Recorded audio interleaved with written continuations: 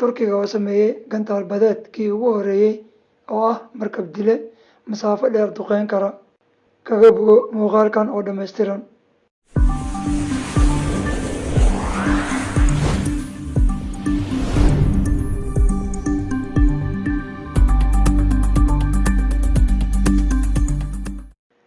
Turkiga ayaa farsameeyay gantaal badeedkii ugu horreeyay kaas oo la yiraahdo Atmaka, wuxuuna ku guuleystay tijaabadii lagu sameeyay isagoo ku biiraya hubka ciidamada badda ee Turkiga, sida uu sheegay madaxa ciidamada badda Turkiga Ismaaciil Demirshal.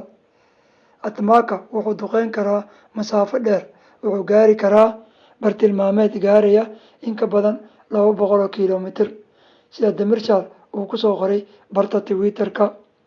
Gantaal badeedkan oo maraakiibta lagu xirayo ayaa masaafada dheer waxa uu helisa inay adag tahay in raadaarka lagu arko, isla markaana waa shiish macaan aan bartilmaameedkiisa seereyneynin, wuxuuna qayb ka qaadan doonaa xuduudda badeed ee Turkiga ee sii kordhaysa. Gantaalkan markab dilaha ah oo farsamadiisa la bilaabay 11 sannadood ka hor oo ahayd 2009kii, waxaana markii ugu horreysay la tijaabiyay November 2018 iyadoo ay deeto soo saaristiisa ku heshiiyeen shirkadda SSB ee maraakiibta Turkiga iyo Roketsanisa 2018.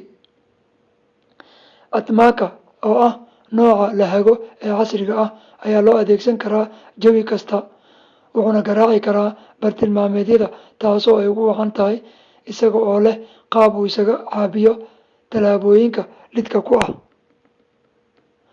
Waxaa farsamadiisa gacan ka geysanaya shirkad kale oo Turki ah sida shirkadda Aselsan oo sameysay meesha laga ganayo, halka meesha laga xukumo ay sameysay shirkadda daraasaadka badaha ee Armercom.